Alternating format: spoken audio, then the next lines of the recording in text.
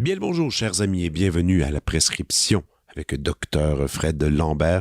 Vous remarquez peut-être une petite voix plus grave que d'habitude. Oui, la fatigue s'est emparée de mon corps. Fatigue, gastro, rhume, grippe, tous les plaisirs d'avoir deux enfants en bas âge à l'école qui nous ramènent toutes sortes de trucs difficiles à vivre. Bref, je pensais avoir résisté, mais finalement tout ça m'a attrapé. Ça n'empêche pas que j'ai toujours des épisodes en manche. J'enregistre beaucoup en avance, donc il y a toujours un roulement, il y a toujours un truc qui sort le lundi. Mais la présentation, elle est toujours faite un peu dernière minute et elle vient avec cette qualité de voix.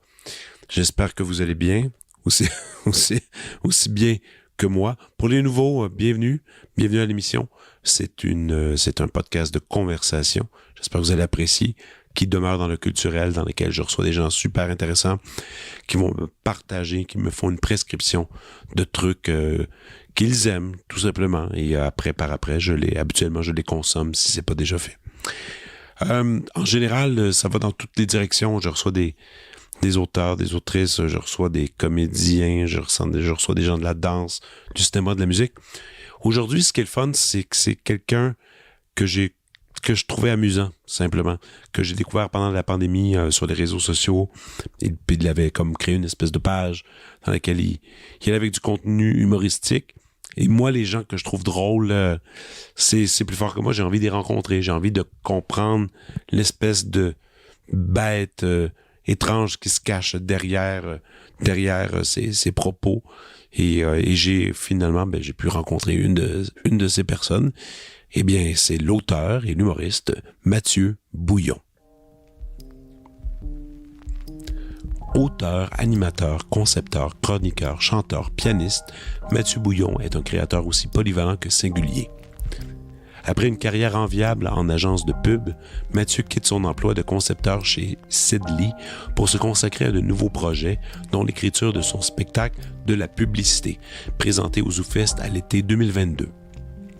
Depuis, on lui confie le contenu de confessionnaux de Big Brother Célébrité et il signe aussi les textes du jeu réalité Les Traîtres, de la série web Sur la trace de Ariel Charret et quelques sketchs sur 2023 revus et corrigés et Entre deux draps. Il sera cet été idéateur sur le magazine Sucré-Salé à TVA. S'adonnant régulièrement au stand-up, il anime le show Les Étoiles montantes du ZooFest ainsi que les prestigieux galas des IDEA, la remise de prix de l'industrie de la communication créative. En 2022, Mathieu collabore à l'émission Les Imposteurs et au gala des prix Gémeaux. Il pilote également le grand débalado de Ciné-Cadeau à Télé-Québec, tout en faisant quelques chroniques sur les ondes d'ici premières. Roulant sa bosse sur toutes les scènes d'impro montréalaises depuis 20 ans, on a pu le voir à la LIM, au Punch Club et à LNI. Toujours actif sur les réseaux sociaux, Mathieu aura donné le cours de publicité à l'École nationale de l'humour pendant 5 ans. Voici ma conversation avec Mathieu Bouillon.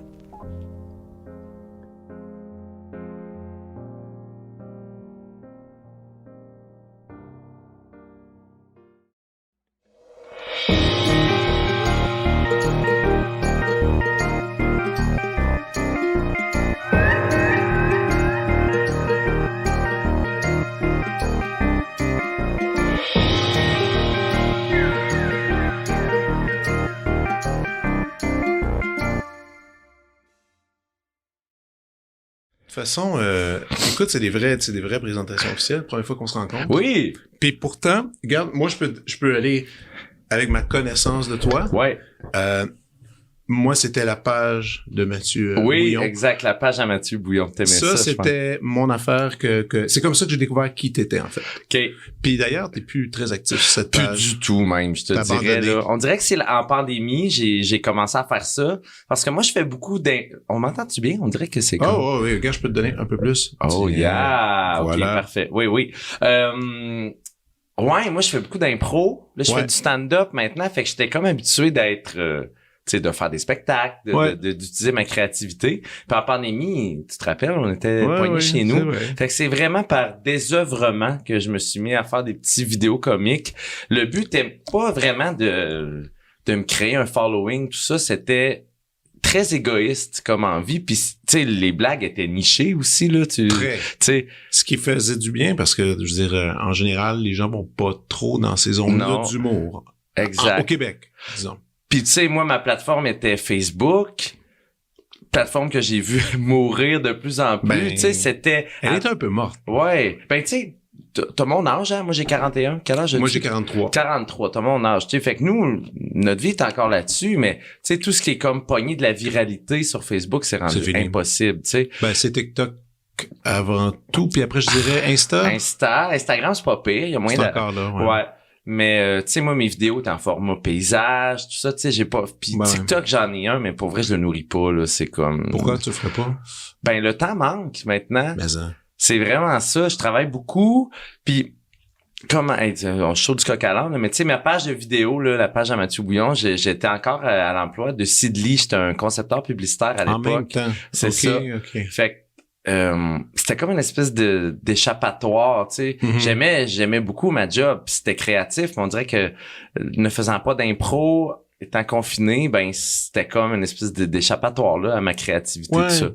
Moi, j'ai vu vu la page de Mathieu Bouillon, comme je te disais, mais j'ai aussi vu ton show à Zoo. Oui, c'est vrai, sur la publicité. Exact. J'étais venu. C'était super le fun. Cool, c'était original. Ouais. C'était une chose à part. Et après, je dois admettre que là, bon, la pandémie était terminée, tout ça. Et là, mine de rien, c'est difficile de suivre tout le monde. Ben oui. Mais là, je t'ai revu justement dernièrement en faisant un petit sketch avec la gang de Bric et Brac. Ça m'a fait beau rire. Oui, t'es fin. Et je sais que t'étais à couple ouvert, je pense que tu t'es très ouvert à couple ouvert sur tes affaires, mais je connais pas nécessairement tout, comme tu viens de mentionner, t'es un fils de pub. Oui. Carrément. Tantôt, tu me mentionnais l'UQAM, t'as étudié en communication. Ouais. Puis ensuite, elle est là-dedans. Évidemment, comme on lit, dans ta bio, t'as fait beaucoup d'impro, t'en fais encore. Tout à fait, ouais. Donc, t'es un enfant d'impro, t'es communiqué, t'as fait de communication. Pourquoi honnêtement, je veux dire, peut-être, je veux pas que tu le prennes mal ou bien, ou même bien, je veux pas que tu le prennes bien non plus. OK, je prends rien. T'incarnes vraiment une vibe d'acteur. D'acteur? Ouais. Même quand, tantôt, je t'allais te chercher en bas, comment tu marches, t'as une vibe acteur. Ah, t'es donc bien gentil, mais pourtant, moi, je me définis pas du tout comme un acteur. Ouais. Mais tu dégages ça. Même la projection sonore quand tu parles, le physique quand tu bouges, c'est wow! et voilà. Mais non, mais et après je me suis dit il a peut-être fait des cours de théâtre puis il a abandonné puis après il a voulu continuer à aller dans le parler, la communication, tout ça. Moi je me définis plus comme un communicateur que comme un acteur. Pour vrai, OK. Puis tu sais, mes meilleurs amis, c'est des acteurs, des actrices. Mais c'est clair un monde que je côtoie. Mais soi. Oui, c'est ça. Plus tu tiens avec eux, plus tu reçois des splashs inconsciemment, puis t'en prends. Tu sais, les shows d'impro dans lesquels je joue, c'est des shows d'impro de, disons-le, là, de haut niveau. Là, c'est la LIM, la Ligue d'impro montréalaise. Fait que c'est tous des acteurs chevronnés, là, qui chevronnés, exactement. Tu sais, puis même chose. Fait que je pense que j'étais habitué d'avoir une certaine projection, aisance, tout ça. Puis là, je m'adonne de plus en plus au stand-up depuis à peu près 1 an de façon plus sérieuse aussi. On va en parler parce que... Nous en parlerons aussi. Allons-y dans l'ordre. Donc, l'impro, ça, c'est arrivé, genre, je présume, au secondaire. Fin du secondaire, ouais. C'est ça. Sciences humaines au cégep? Sciences humaines au cégep, de profil tout à fait, individu et société. Ouais, ça, j'ai fait aussi. Avec maths, j'avais des maths aussi. Par une petite insécurité d'avenir? Ouais, je savais pas ce que j'allais faire. C'est ça qui prenait le cours de match à lui, est un peu insécure. C'est ça. Tu sais, j'hésitais. Je pensais, tu sais, toutes les professions libérales, là, le droit aurait pu m'intéresser, psychologie aurait pu m'intéresser, mais tu sais, Chris, non, là, mais au cégep, oui, là, tu sais. C'était laquelle ta préf au cégep? Ta matière? Ma matière? Je pense que c'était, pour vrai, le français. Ah, wow. Ouais, tu sais, non, mais c'est vrai. Non, mais ça se peut. Mais en plus, maintenant que tu le mentionnes, je me souviens que les cours de français au cégep étaient tellement cool. C'est pas pire, parce que c'était, tu sais, là, tu te faisais donner des vrais livres. Ouais. C'était pas des livres imposés un peu plates. Là, c'était de la vraie littérature. Exact, puis... ouais. J'aimais mes cours. J'ai-tu fait ça de l'anglais au cégep? On avait ça, hein? C'était pourri, ça. Ben, en tout cas, dans mon coin, là. Moi, c'était un anglais fort, là. Fait que, à Rimouski, là. Fait que, mais c'était comme plus de la littérature anglaise, là. Fait que ça, j'ai aimé ça, tu sais. Moi, c'est pas long, là. Le cégep, c'est 2 ans. C'est tellement transitoire. J'habitais chez mes parents. Je faisais de l'impro. Tu sais, parce que mes cours, sinon, ben, c'était quoi? C'était psycho, sociaux. J'ai rien gardé de ça. Moi, c'est ça. Moi, je pensais m'aligner là-dedans. Ah, ouais, OK. Ouais, c'était mon plan. Si musique, ça marche pas, j'irai à l'UQAM en sociaux. Ah ben, Colin, tu sais, on dirait que ça m'a pas marqué. J'ai fait ces cours-là, mais faut avoir les bons profs, hein. À cette époque-là, au cégep, je me souviens qu'il y avait des profs qui étaient, mais d'autres qui étaient extraordinaires. Puis ils pouvaient, je sais pas, peut-être c'est la réception aussi, là, tu sais, t'as 17, 18 ans, t'arrives au cégep. Là, t'as un adulte qui te parle d'égal à égal. Moi, déjà, ça m'impressionnait beaucoup, tu sais. Puis si c'était contagieux, la façon qu'il t'amenait le sujet, c'est sûr que c'est autre chose. Mais, tout ça pour dire que... L'histoire, j'aimais l'histoire, peut-être. L'histoire, ouais. Mais le français, c'était quand même à la base. Puis là, t'as fini ça. Ouais. T'es venu à Montréal, la ville du crime. Yeah! La ville dangereuse. T'avais-tu ce feeling-là quand t'arrivais? T'étais comme, wow. Ouais. C'est trop, là. J'avais 18 ans. J'étais petit. Ouais. T'as sauté une année? Oui, j'ai sauté une année. J'ai sauté ma maternelle. Ouais. Wow. Ouais. Fait que, j'étais arrivé. J'habitais dans Hochelaga Maisonneuve en 2001. Puis tes parents t'ont laissé, c'est parce que l'argent aussi, ça coûtait moins cher aller habiter là. En fait, c'est que j'avais été mis en contact avec une fille de mon coin qui elle habitait là, fait qu'elle avait une place, une chambre à louer dans son appart, fait que tes parents savaient pas que c'est un coin rough. À l'époque, parce que c'était plus rough que maintenant. On savait, je pense, mais c'était à côté du métro Joliette. Ouais, métro Joliette, exact. C'était pas cher. Puis c'était facilitateur pour moi, là. J'ai pas eu à j'chercher, là. J'ai eu ça, puis j'ai fait, OK, je vais le prendre, tu sais. Puis la jeune fille était super cool, là. C'était une fille, elle finissait comme journalisme. Je la connaissais pas, mais tu sais, ça a été une bonne amie, là. Ouais, c'est ça. Fait que, mais tout ça pour dire que oui, j'avais peur dans Hochelaga. Je me promenais avec mon petit couteau. Non. Ouais, j'avais un petit couteau dans mes poches. D'un coup. Moi, j'entends ça. J'avais peur. D'habitude, on parle un petit peu de poivre de Cayenne ou un sifflet, mais le petit couteau. Non, moi, j'avais un petit couteau, là, un petit canif. C'est ma mère qui m'avait dit, promène-toi qu'il y a un petit couteau, là, tu sais. L'as-tu déjà utilisé? Non, jamais. Ça va, en tout cas. Ouais. Les années passent, hein, je sais pas toi, là, mais moi, c'était Caroline. Surtout ces années-là, là, mettons, de 20 à 30, là, il me semble que ça m'a rien laissé. Tu sais, c'est des années hyper formatrices, mais qu'on dirait que il me reste moins de choses. Mais quand tu dis reste, mettons, tu parles de connaissances, de souvenirs, de... Tout ça, je pense. Tout en général? Ouais. Tu sais, à 30 ans, tu penses que là, t'es devenu plus... oui, je pense qu'on est plus un homme à 30 ans, en général. Tout à fait. Ouais. Tu sais tes qualités pis tes défauts. Ouais. Mais c'est vrai que en point de vue... Moi, je sais pas. Ça dépend de chacun. Moi, quand je suis arrivé à Montréal, j'avais 21. Puis...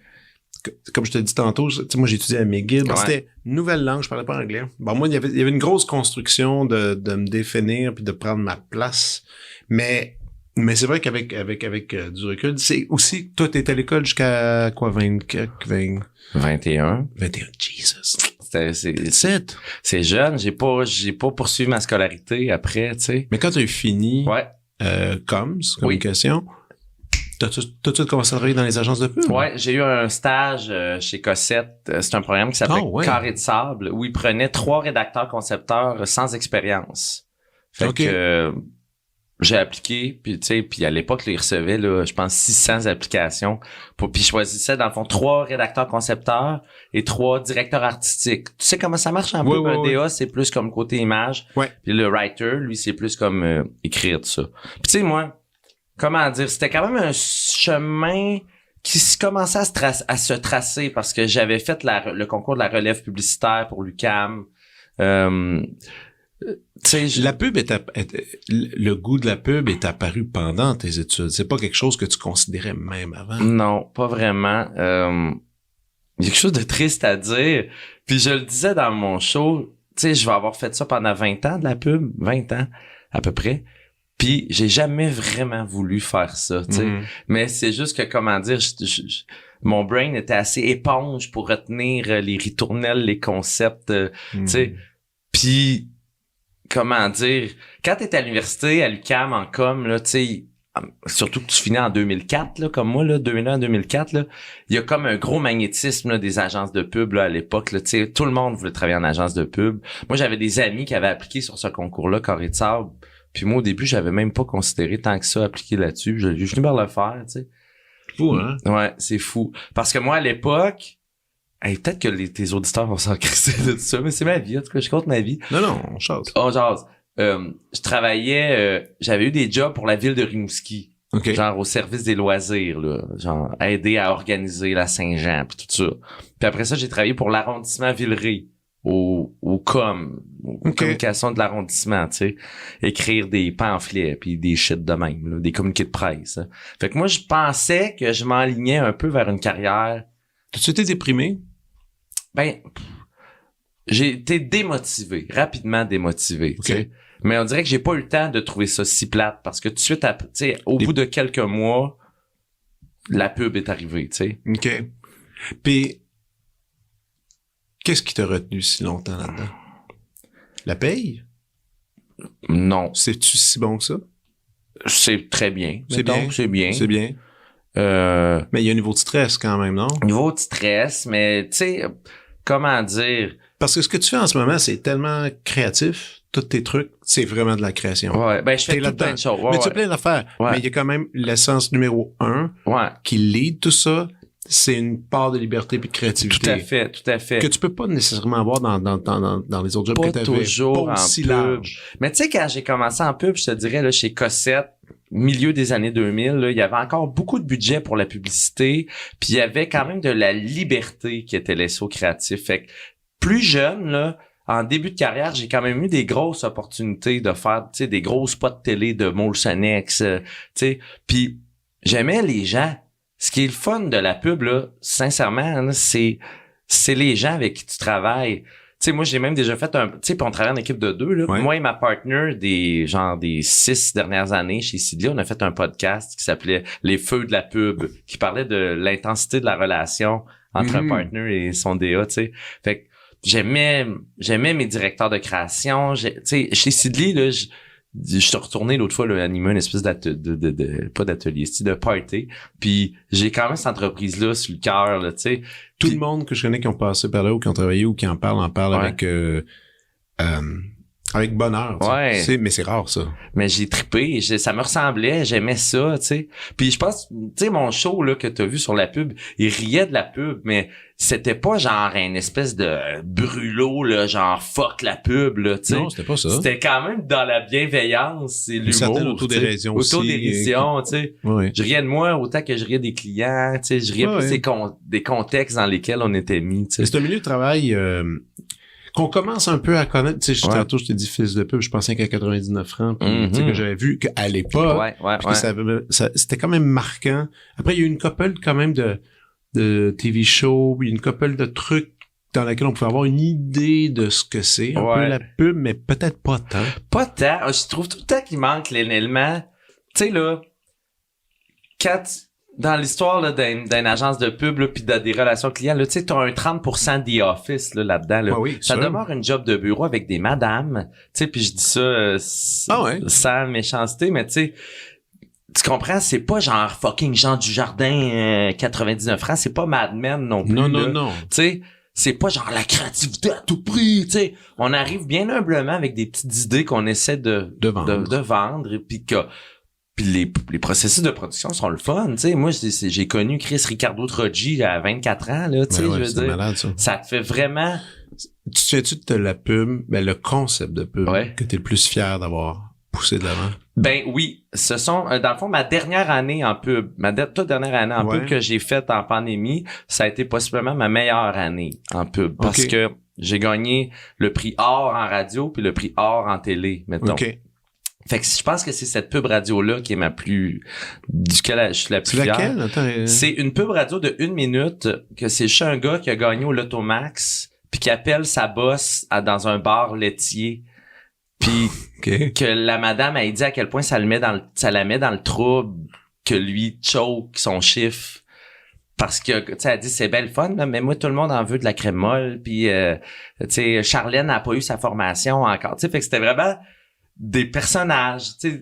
Ouais, c'est comme une minute d'un téléroman. D'un téléroman un peu, ben, tu sais, avec des bonnes petites jokes à travers, puis tout ça. Puis le gars, il finit par faire, OK, je vais y aller, tu sais. Ah, ben, t'es ben dadon, merci. En tout cas, je pourrais te Donc, l'envoyer. ça change pas le monde. C'est ça, un peu, puis... Parce qu'avant, il y avait tout, là, dans les pubs de l'Automac, ouais. C'était plus, j'ai gagné, mange la merde, oui, je prends ma retraite. Bye bye boss. Bye bye boss. C'était ça l'esthétique de je suis riche, j'emmerde les gens. Ouais, ça c'était 6,49 des années 90, mettons, tu sais.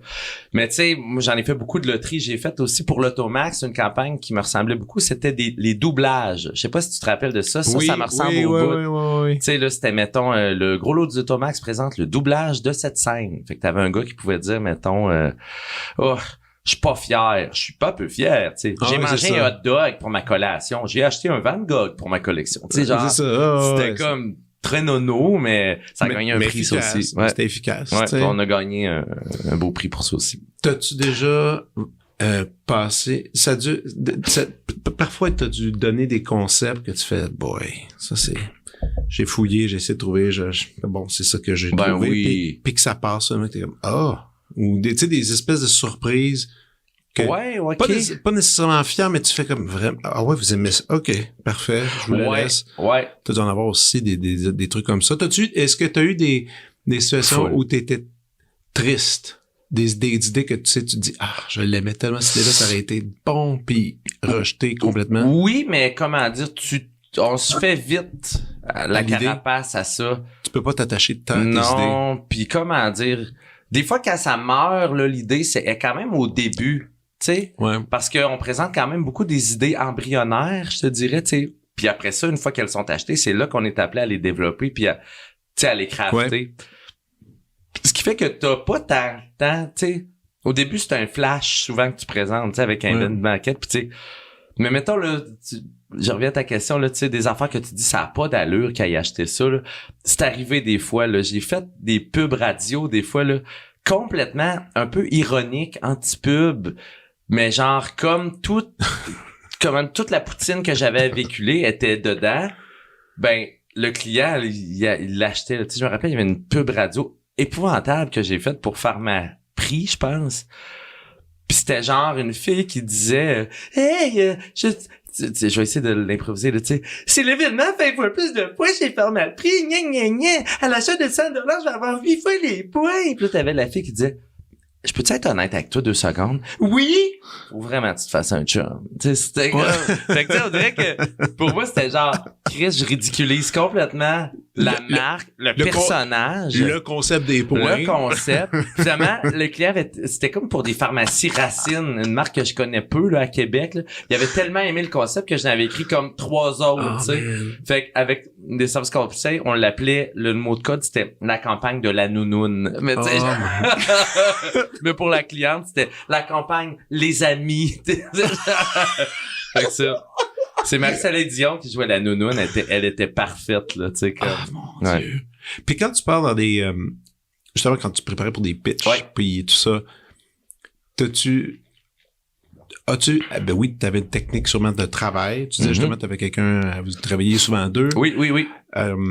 Est-ce que c'est une technique de travail que tu utilises encore aujourd'hui pour tes autres projets, ta façon d'écrire, tu sais, c'est quoi? C'est-tu, mettons, tu dis pharmacie, mettons, là, tu pars, tu vas chercher un gros champ lexique, tu vas checker tous les mots, après tu prends le produit. Tu sais, moi, j'aime ça imaginer c'est comment on crée pour une pub, je ne sais pas c'est comment, tu sais. Ça dépend de tes comment. Tu sais, souvent en pub, ce qu'on va rechercher, on appelle ça un insight. Un insight, c'est-à-dire un comportement que les êtres humains ont relié au produit, tu sais. Fait que justement, là, ces campagnes-là de l'Automax, desquelles je suis très fier, c'était beaucoup axé sur... Essaie concrètement d'imaginer que tu gagnes 60 millions, là, tu sais. T'as des engagements dans la vie. C'est fou. Tu changes pas ta vie du jour au lendemain, tu sais. Il y a une autre pub, tu sais, elle était moins bonne, mais que j'ai écrite, c'était le gars qui décidait de pas changer de barbier, même s'il a gagné 60 millions, tu sais. Okay. Fait que t'avais juste sais, le gars, il arrive chez son barbier, puis son barbier, il fait « Hey, j'ai vu ça, que t'avais gagné 60 millions, tu sais. » Puis il dit, tu sais, il était touchant, le monsieur, il disait « L'envie, t'es pas venu de changer de barbier? » Puis le gars, il fait « Ben non, moi, je suis content avec toi, Raoul, t'es un bon... » Tu sais, comme... Fait qu'il y a comme une humanité là-dedans, tu sais. C'est des pubs dont je suis fier, tu sais. Puis je pense que les gens les aiment, ces pubs-là, parce que il y a beaucoup de pubs qu'on voit qui sont des construits de l'esprit, tu sais, des espèces de gimmicks où les personnages n'existent pas, tu sais, les gens sont fous du produit, tu sais, comme, ou des fois, là, tu sais, là, ce qu'on voit beaucoup, c'est un absurde très poussé, ce qui, moi, c'est pas mon genre d'humour, tu sais. Non. Moi, j'aime mieux... Puis des fois, je trouve que même que le concept se noie, là. Après, qu'est-ce que je me souviens? Ben, je me souviens que je me souviens du nom de la marque. Ouais. Mais pas tant du produit. Tu sais, moi, je me souviens, moi, il y a un bout quand quand je travaillais comme chroniqueur à Radio-Canada à Catherine Perret, on recevait, pendant le temps des fêtes, c'était toujours le même moment, au cinéma du parc, ils faisaient la projection des meilleures pubs. Oui, tout à fait. Puis ça, j'y allais à chaque année. Il y avait des choses extraordinaires. Ouais, puis après, j'en parlais en nombre, puis il fallait que je fasse mes pubs. Bref, on faisait une table, puis oui, c'est ça, il y avait, puis déjà dans 2010, l'absurde commençait à franchir ses portes. Doucement, mais ça commençait. Puis déjà, ça m'agaçait. Ouais. C'était que je savais pas qu'est-ce qu'on allait faire avec ça. Il y a un côté très Toronto à ça aussi, là, des fois, là, tu sais, comme avec des personnages un peu Napoléon Dynamite, là, tu sais, toute cette vague-là. Moi, je suis jamais embarqué là-dedans. Puis, humblement, je dirais que l'agence à laquelle je travaillais, Sidley, on n'allait pas là-dedans non plus. Tu sais, des pubs de l'Auto-Québec, ben, tu sais, puis tous les autres produits, là, c'est plus comme tu sais, c'est une comédie plus de personnages, tu sais, comme c'est moins genre... En tout cas, j'en parle mal, mais ça me semble plus incarné, tu sais, moins cérébral, tu sais. T'en consommes-tu encore de la pub? Puis je dis ça dans le sens que, moi, mettons, je suis débranché de la télé. Donc, les pubs que je vois... C'est honnêtement quand je suis sur YouTube, parfois ça me tente de prendre le forfait de 10$ par mois pour plus les voir. Moi, tu sais, comme mes enfants savent pas c'est quoi des pubs. Tes enfants savent pas c'est quoi des pubs? Non, ils ont 9 et 6 ans. Wow! Donc, connaissent pas cet univers-là. À part quand on prend le métro, là, des fois il y a des écrans puis ils font puis je leur explique l'idée, puis ils font OK, mais c'est pas, tu sais, toi puis moi on a grandi là. Ben moi c'était devant la TV jour et nuit là, tu sais. C'est ça, puis on consommait ça, puis après ça devenait comme une espèce de culture. C'est parce qu'on en parlait dans le cours d'école, peut-être la pub, tout à fait. Le bye-bye encore fait des hommages à la pub, constamment. Moi, je suis rendu très éloigné de tout ça. Toi, t'es où par rapport à ça? Ben moi, je vais t'avouer, tu sais, mettons toutes les affaires, là, les nuits de la pub pis tout ça, là, j'allais là plus à l'université, début de carrière, mais quand je me suis mis à faire de la pub, j'ai arrêté. Ben tu sais, je regardais un peu ce qui gagnait à Cannes, tout ça. Bon, les gros numéros, là. C'est ça, les grosses pubs, mais tu sais, là, j'étais pas un... Tu sais, beaucoup de mes anciens collègues, là, sont des publicitaires qui mangent de la pub, tu sais. Moi, je mangeais bien plus de la télé, du cinéma. Mais cela dit, je suis encore très exposé à la publicité parce que moi, je suis un des derniers qui a le câble. Moi, je regarde la télé en direct. Fait que je les vois les pubs là, de mes collègues puis de mon industrie. Là. Ça a changé.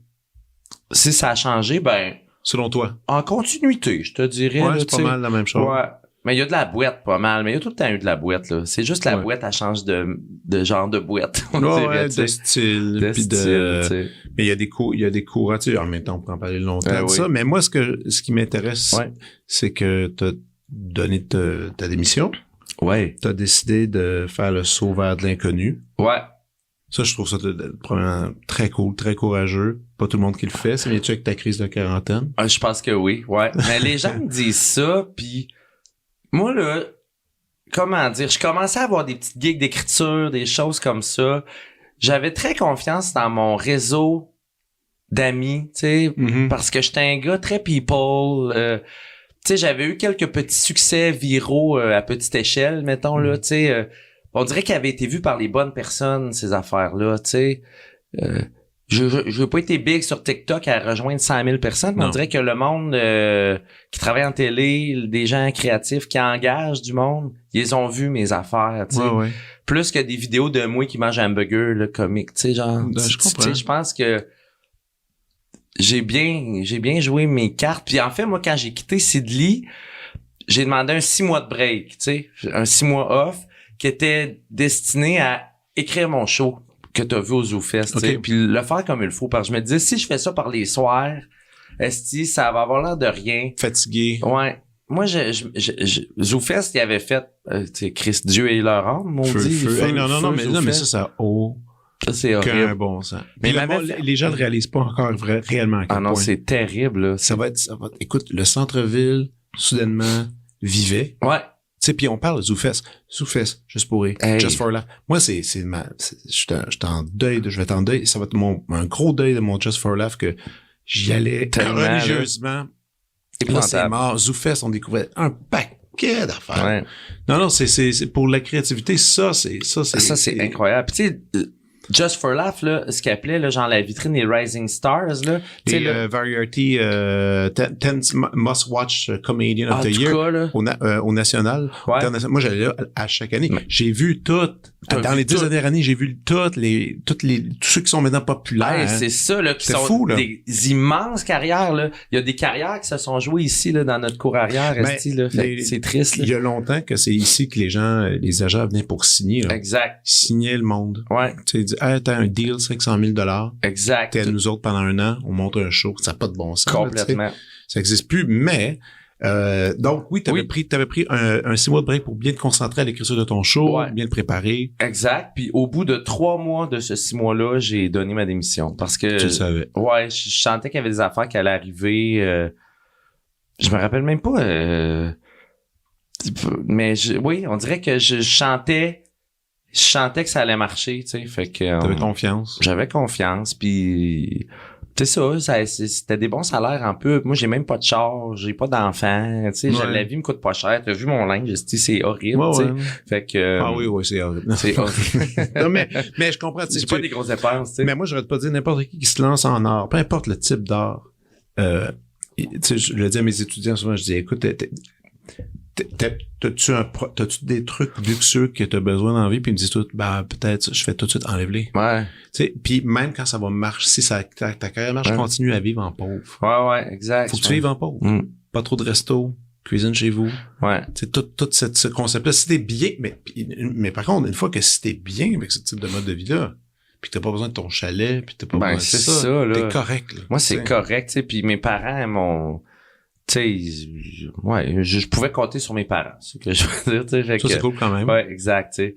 Fait que... Si jamais les choses tournaient mal, mais là, toi, les choses vont bien. Oui. Non, mais je pensais... T'en veux plus? Ouais. T'en veux plus? Non, mais je pensais que t'allais me poser une question. Non. Si jamais les choses tournaient mal... Non, mais là, t'as pas de plan B en ce moment. T'as pas de plan B. Non. Tu restes dans le plan A, c'est-à-dire se lancer puis voir ce qui se passe. Ben, c'est ça, mais je pense que le plan B serait de retourner en pub, mais je pense que je retournerais même pas à temps plein. Je ferais de la pige en pub. Fait que mon plan... Pourquoi tu ferais pas ta compagnie à toi? Oh, wesh. Non. Attends, listen to me. Mais tu sais, un consultant privé, ça existe sûrement, ça? Oui, mais tant qu'à ça, tu fais de la pige en pub, tu sais. C'est encore mieux par contrat. Ouais, c'est ça. Mais... Pour l'instant, j'ai pas envie parce que des piges en pub, c'est prenant. C'est comme tu te dis, OK, je suis disponible pour 3 mois. Fait que là, c'est comme si tu devenais employé à temps plein pendant 3 mois. Ouais. Fait que j'ai pas envie de ça, tu sais. Non plus. Fait que... Parce que là, si, mettons, j'ai à te présenter, si je parle à des amis, puis tantôt, puis je fais, hey, j'étais avec Mathieu Bouillon. Ah oui, c'est qui? Puis là, qu'est-ce que je dis? Je dis auteur, concepteur, chroniqueur, animateur, chanteur. Ben, pas chanteur tant que ça, mais genre, je pense que le terme qui me va la meilleure étiquette, je dirais que c'est maintenant auteur et humoriste. Je pense que c'est ça. Ah oui? Auteur et humoriste, ouais. T'as fait ton show solo, qui est une certaine forme de stand-up. Ouais, ben c'était pas un show solo. Là, non, c'est ça. Mais non, mais je dis qu'il fait de faire rire une foule sur des planches. Exact. Tu sais, c'est un peu ça. Là, tu m'as dit que dernièrement, tu t'es lancé dans le stand-up. Ouais. Là, là, j'ai vu que tu fais quelques soirées ici et là, tu vas vas puncher quoi, des 10 minutes? À peu près, ouais, 10, ouais. Tu construis en ce moment? Je construis, ouais, c'est une bonne, c'est une bonne analogie. J'en fais à peu près 2 fois semaine.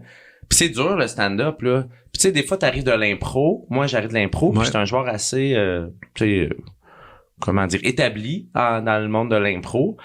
Fait que tu te dis au début que ces acquis-là vont full t'aider, mais c'est tellement deux mondes, là, puis le public ne réagit pas de la même façon à du stand-up qu'à de l'impro, tu sais. Fait que des fois, il y a des jokes, tu te dis, elle est bonne, elle, tu sais. En impro, le monde hurlerait de rire, mais là, comme elle a été écrite, fait que... Elle a été stagée. Ouais, stagée, tout ça. Fait qu'il y a comme tout un côté aussi, des fois, l'impro nous rend plus théâtral, chose qu'il faut un peu dimmer en stand-up. Faut être plus comme dans la conversation avec le public. Fait qu'il y a beaucoup d'apprentissage. Je me suis vraiment planté au début, là, tu sais. Ça doit. Ça fait mal, là. Tout le monde en parle. La douleur d'arriver avec des gags qui lèvent pas. Qui lèvent pas, là. Puis là, t'es devant tes pairs, là, tu sais. Mais ça, moi, il y a quelque chose qui m'a beaucoup aidé, là. C'est le fait de connaître de plus en plus les gens avec lesquels je joue, là, sur les soirées. Fait que t'arrives, t'as déjà des amis. Ouais. Tu te sens, accepté du milieu, là. Ça, moi, c'est le jour et la nuit à ça aide. Vraiment. Parce qu'au début, là, puis tu sais, moi j'ai eu la chance et la malchance, tu sais, comme je venais de l'impro, puis que j'étais un petit peu connu dans le milieu de l'impro, évidemment, je suis connu là, mais tu sais, donc mais aussi par la bande dans le milieu de l'humour, ça fait que j'ai eu accès à des beaux bookings rapidement, tu sais. Ah oui, hein. Tu sais, des beaux bookings, c'est-à-dire jouer sur des belles soirées, tu sais. OK. Ça, c'est fun. Mais c'est une arme à double tranchant parce que là, ça te met de la pression, tu sais. Mais faut que tu livres. Faut que tu livres. Fait que des fois, là, j'ai pas fait mes classes assez avant d'accéder à des beaux bookings. Fait que ça, je l'ai mangé d'en face.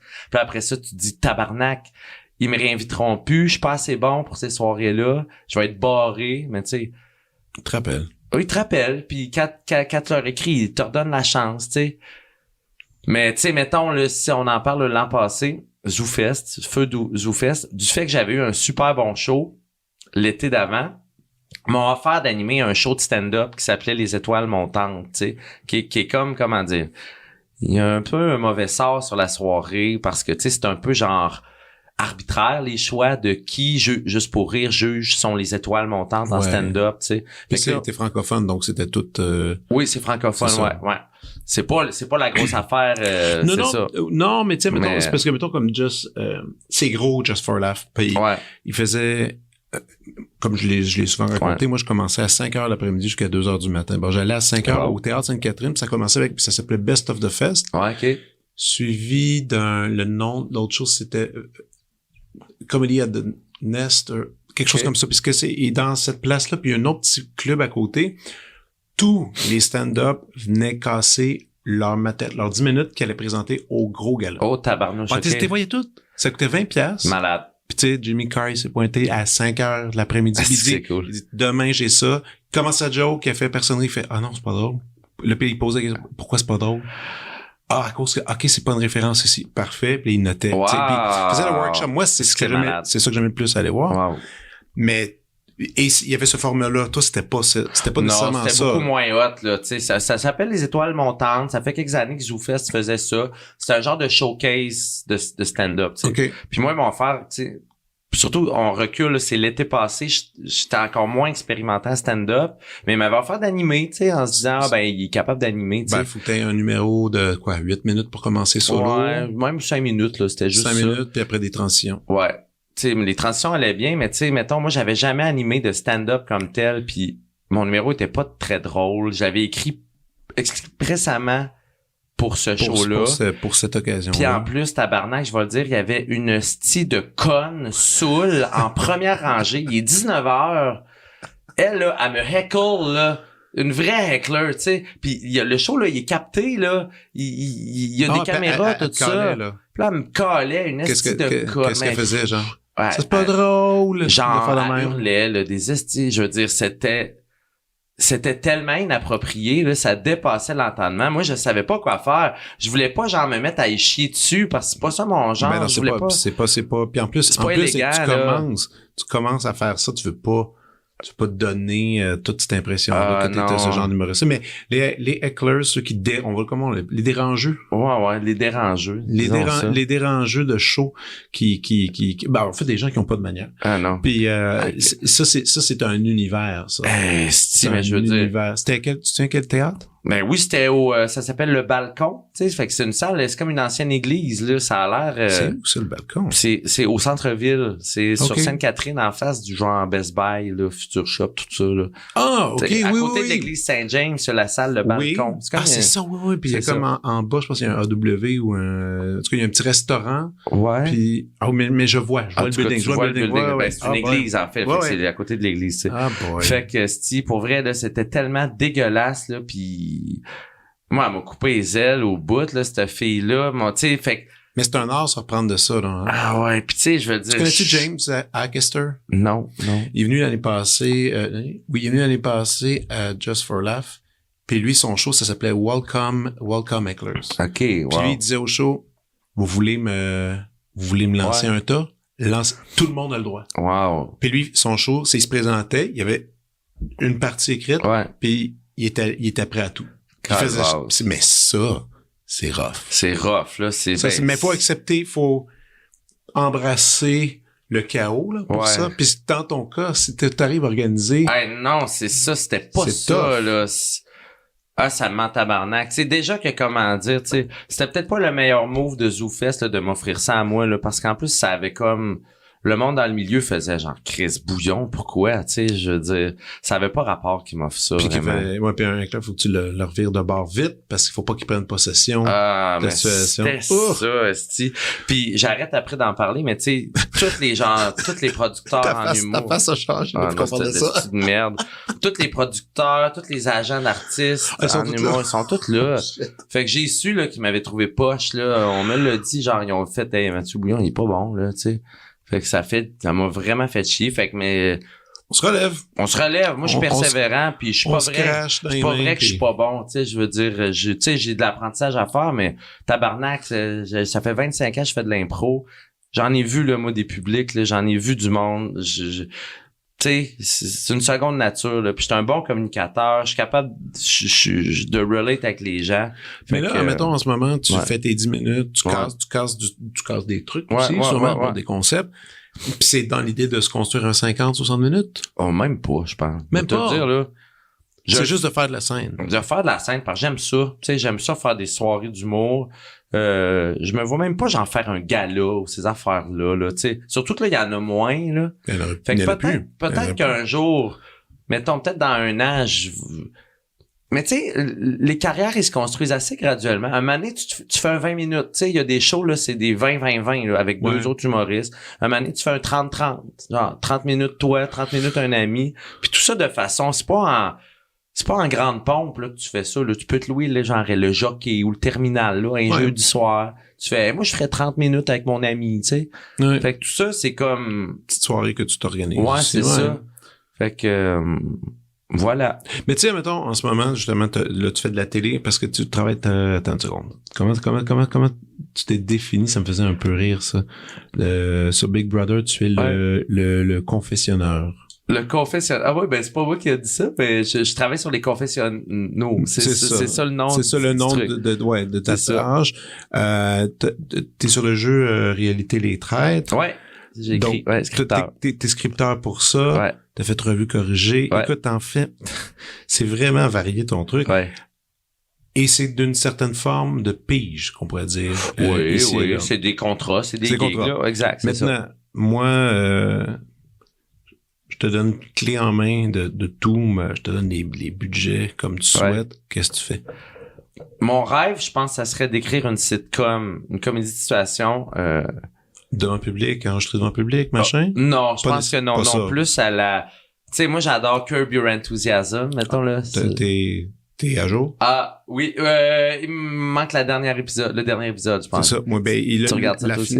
Oui. J'attends la finale, je pense que c'est dimanche prochain. Hein? Déjà? Oui. Tabarnouche, ça a passé extrêmement vite. Il y a juste 8 épisodes, c'est ça? Ou? Ben, ils sont rendus, c'est-tu 8 ou 9? Ben, je pense que c'est 10. Je pense que c'est 10, mais là, ça termine, là. Ça terminer... ben, c'est ça, c'est très bientôt, là. Ah non, mais ça va être un deuil aussi. Ouais, ça va être un deuil. Ça fait longtemps que j'écoute ça. Mais moins bonne, la dernière saison, hein. J'avais lu des critiques, là, pis tu sais, il est fatigué, là. Je comprends, là. T'sais. Non, ben, il y a une couple de gags pas pires. Évidemment. Il y a des bons personnages qui sont encore là. C'est sûr que c'est pas la même affaire. Mais en même temps, j'ai un immense vilain plaisir à écouter cette série-là. La série la plus laide de tous les temps. C'est mal filmé. Ouais. C'est pas si bien joué non plus. Non, pas toujours, ouais. Toujours la même maudite musique. Qui finalement, que la musique et le rire, c'est le public qui rit, là. Tout à fait, c'est vrai. C'est un peu ça. Puis, ça coûte vraiment pas cher à faire. Ouais. Et j'adore ça. C'est comme, on dirait que c'est comme le plus gros Larry David quand il s'est lancé dans le cœur, mais j'ai toujours l'impression que il a voulu faire il a levé le doigt vers Seinfeld, dire les grosses affaires super chères, ultra produites, pas de liberté. Je vais aller faire l'affaire la plus cheap. Exactement. Ça va marcher. Ouais. Ça a marché. Ça a marché. Puis il a fait sa vie, tu sais. Donc, quelque chose dans ce style. Drôle. Ouais, quelque chose de collaboratif aussi. Dans le sens que, tu sais, moi, j'aime écrire en équipe, tu sais, j'aime écrire tu sais, mettons, une équipe d'auteurs, là, 4-5 auteurs, 4-5 amis proches, là, qu'on sait que le courant passe. Tu sais, Mais là, je vais écrire sur une petite sitcom. Je suis content. À Uni Télé, c'est le projet de mon grand ami, le Louis Courchaine. Gars d'impro qui a fait Big Brother aussi. Moi, j'ai fait entrée principale avec lui. Ah, oui, ben oui, c'est vrai. C'est super. Fait que Louis, il a vendu une série à Uni qui part en prod bientôt. J'ai écrit quelques épisodes là-dessus. Fait que ça ressemble au rêve un peu, là, tu sais. À voir, là, si, parce que je suis assez fier des textes qu'on fait, tu sais, ça nous ressemble. Il y a un niveau d'absurde. Votre univers, quand même. Ouais, c'est ça. Il y a un niveau d'absurde, mais qui est quand même très ancré, là, dans la réalité, comme je l'aime, là, tu sais. Ouais. À la 30 Rock aussi, ça, c'est c'est ce que j'aime, là, tu sais. L'humour, d'ailleurs, c'est drôle, tu parles de ça. Avec ma blonde, on écoutait Curb, puis là, on finit l'épisode, puis là, je dis, on pourrait écouter d'autres choses, puis évidemment, sur Crave, tout de suite, comme toutes les espèces de plateformes vont te dire, écoute ça. Puis là, je dis, t'as-tu déjà écouté V? Puis elle avait pas vu. Je dis, on va écouter un peu V. C'est bon plus. C'est bon, hein, je sais que c'est carré. C'est 30 Rock sur le speed. C'est ça, hein. Ça va vite. Ça va vite. Ouais. Mais c'est le fun. Ouais, j'ai dû voir 3-4 épisodes, là, tu sais. C'est bien écrit. C'est tellement c'est méchant. Ouais, c'est ça. Hein. Ils sont vaches entre eux autres. C'était écœurant. Il y a pas j'ai jamais retrouvé une émission aussi méchante. Mais c'est un peu le fun, tu sais. Mais je vais y retourner, c'est sûr. Il y a une couple d'insultes, des insultes qu'ils ont inventé, là, des termes, là, c'est vraiment, là, Puis c'est ça qui est le fun quand tu regardes ça, c'est que tu la vois et l'équipe d'écriture. Quand tu as un bon texte, là, tu sens le fun qu'ils ont eu autour d'une table en train de se pitcher des lignes puis que là, ça bouille. Ça, c'est le fun. Ça. Moi, là, je suis persuadé, c'est drôle, j'ai une bonne amie qui s'appelle Audrey Rousseau, qui est une autrice aussi, tu sais. Puis on parlait l'autre fois, elle disait genre, tu sais, ça doit être fou être de ce niveau-là. Puis moi, j'y disais, hey, Audrey, moi, je pense qu'on l'est de ce niveau-là. C'est juste, tu sais, parce que, tu sais, c'est juste qu'on n'a pas les contextes de production où on peut vraiment bonifier les jokes des autres, puis repasser, puis repuncher comme eux font, tu sais, des vrais writers' room. Des writers' room, mettons, là, de Simpson. T'sais. Ça a aucun sens. Ils ont fait, il y a pas, écoute, là, c'est mon côté geek, c'était juste avant la pandémie. Tu connais-tu Ben Schwartz? Ça, c'est vraiment le genre d'humoriste que Ben Schwartz, non, je connais comédien, espèce de grosse tête plein de cheveux. Okay. Il fait des shows d'improvisation beaucoup aussi. Cool. Joli garçon, mais lui, avant tout, il était writer pour, je pense, le Tonight Show. Très jeune, genre à 21 ans. OK, wow. Et je pense qu'il y a aucune de ces jokes qui ont été retenues comme ben du monde, parce qu'ils sont comme genre 12, je sais pas trop.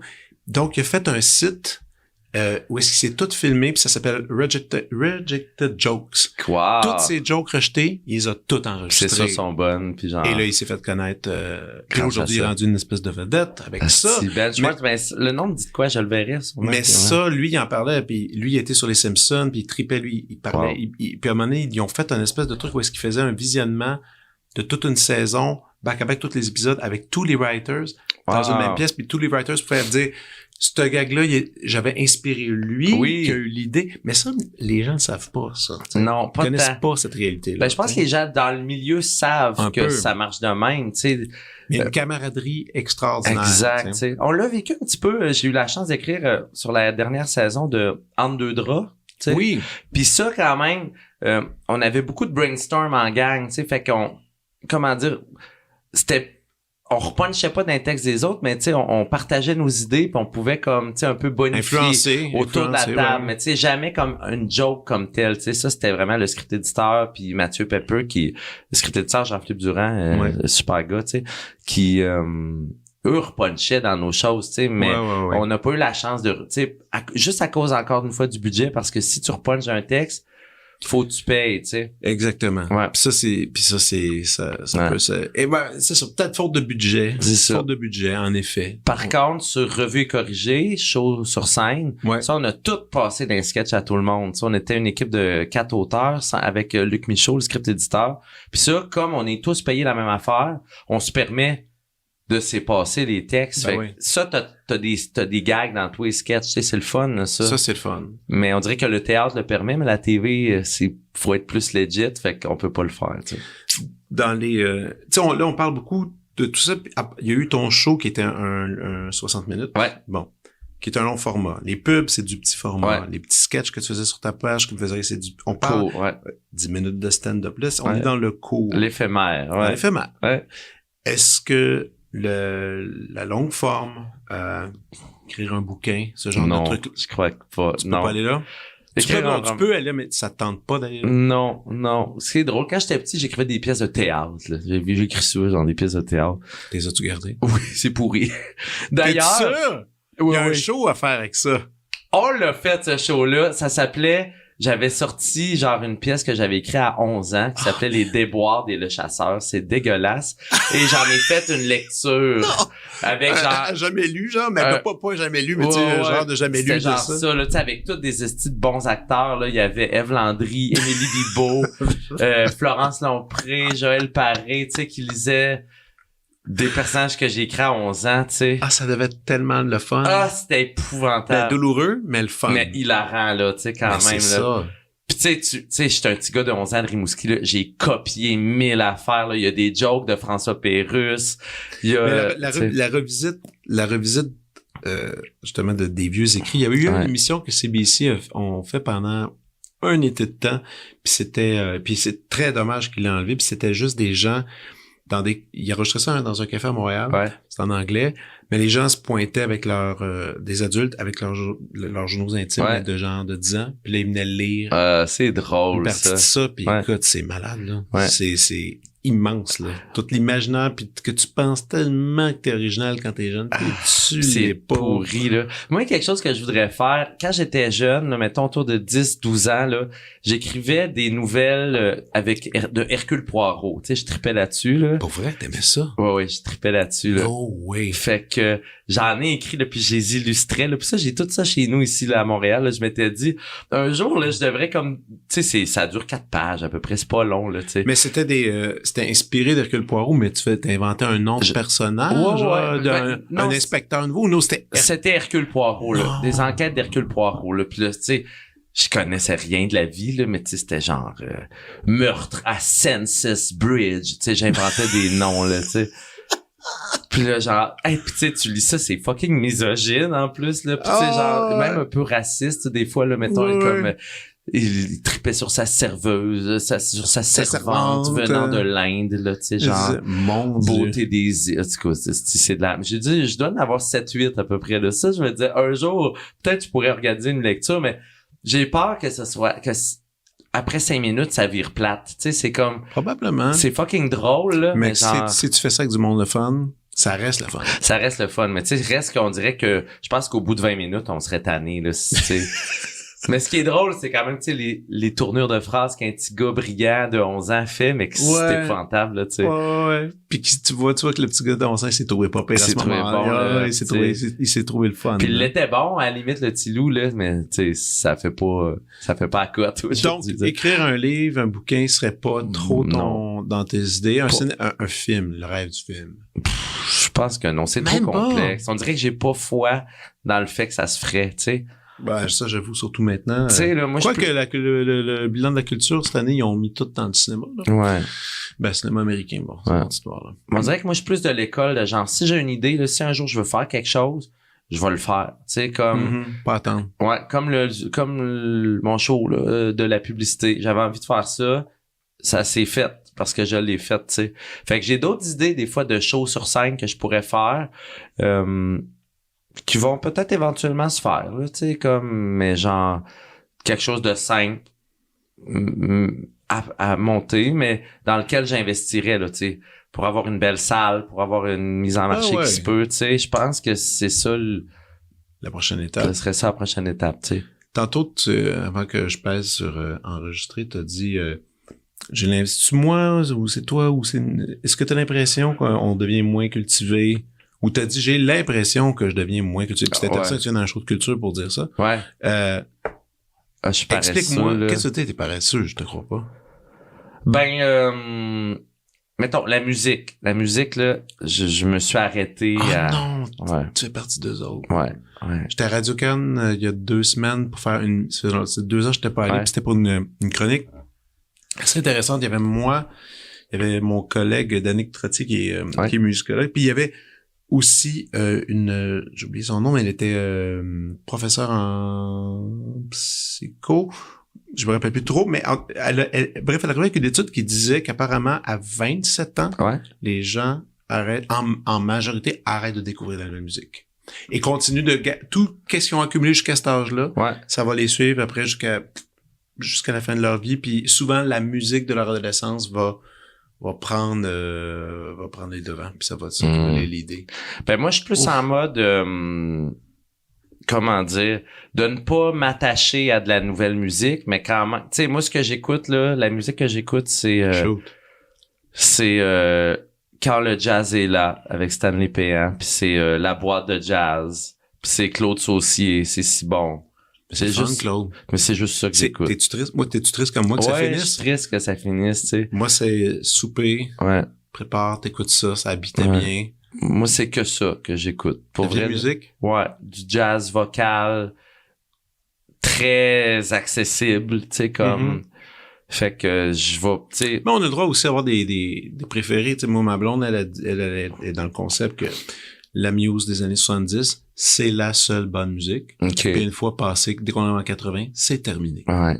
Bon, c'est un choix. Moi, je sais pas. Moi, je me fais violence de suivre tout ce qui se passe. Les vendredis, je vais sur iTunes, puis là je fais bon, c'est quoi les nouveaux disques? On y va. Quand Pitchfork sort son 50 meilleur album de l'année, je m'éclenche tout. Wow! Mais je fais ça en courant, en faisant du sport. Tu sais, des fois...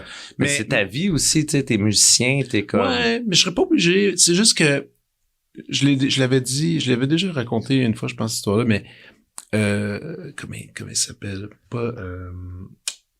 celui qui animait Jay Leno. Jay Leno, il avait fait une entrevue, puis tout le monde disait vous prenez votre retraite de l'animation, de ça. Quel a été l'élément déclencheur? Puis ça m'a vraiment marqué, moi. Il dit un jour, je suis venu animer, puis il y a un band qui est venu jouer. Il dit on reçoit tous les nouveaux bands. Ils ont commencé à jouer, puis j'ai fait j'ai envie d'écouter mes vieux vinyles. Puis il dit c'est là que j'ai compris, fait que je prenne ma retraite. Il dit j'avais plus d'intérêt. Puis ça m'a comme terrifié, ça. En même temps, je trouvais ça beau parce qu'il est rendu à un âge que, oui, t'as le droit d'aller crime. Il avait passé 65 puis il fait, je veux retourner dans les affaires que j'aime. Mais depuis que j'ai entendu ça, j'ai fait, OK, faut pas que j'abandonne mon art. Ça se peut pas. Par respect, faut que j'aille les écouter, puis là, j'ai tout ce qui sort, j'essaie de pas mal tout écouter, mais c'est je t'admire pour ça. Moi, j'ai pas, non. Oui, mais toi, c'est aviard quand même, parce que, mettons, avec la télé, t'es pas mal à jour. À la télé, je suis à jour. Ouais, voilà. Même cinéma, je suis bon. Mais j'aime découvrir des choses vieilles. C'est plus ça. C'est plus ça que j'aime. C'est le best. Trouver un vieux disque de jazz, justement, que tu fais, ça existait tout ce temps-là, je savais pas. Ça, moi, c'est ça. Ça, c'est le fun, ça. Ou découvrir un film, mettons, de 1996 que t'as pas vu puis qui change ta vie, là. Ouais. Ça, moi, c'est ça que j'aime, moi. C'est ça que j'aime. C'est pour ça que je paye encore pour le câble puis des postes de films, parce que je veux pas tout choisir ce à quoi je suis exposé. En fait, moi, c'est ça. Tu fais confiance au programmateur. Ouais, je veux pas choisir vraiment. Fait que j'écoute des playlists, tu sais, puis là, ça finit qu'il y a des musiques que je reconnais, tu sais, mais... bien sûr. T'ennuies-tu des vidéoclubs? Plus ou moins. Ah ouais, ok, ouais. Moi je suis nostalgique. Je m'ennuie de Musimax plus que des vidéoclips. J'aimais les émissions là, du genre musicographie. Ouais. C'est ça, là, ouais. Moi, j'aime les émissions d'anthologie aussi, là, comme j'ai vu là une série que j'ai full aimée, là, ça s'appelle The Movies. C'est comme c'est séparé en 5 longs épisodes de 2h30. Fait que c'est un panorama du cinéma américain. Les années 80, 2h30 sur les années 80 en ordre chronologique. Qu'est-ce qui était marquant? Ça, moi, j'ai toujours adoré ça, là. Les genres, les sans affaires à savoir, tu sais, comme, j'aime ça, moi. J'aime ça, t'aimes les concepts scolaires? Un peu, ouais. On dirait que j'aime ça. Tu sais, moi, de ma culture générale, je la dois aux Simpsons, là, je pense, là, tu sais, comme. Puis... On va dans l'école. Ouais.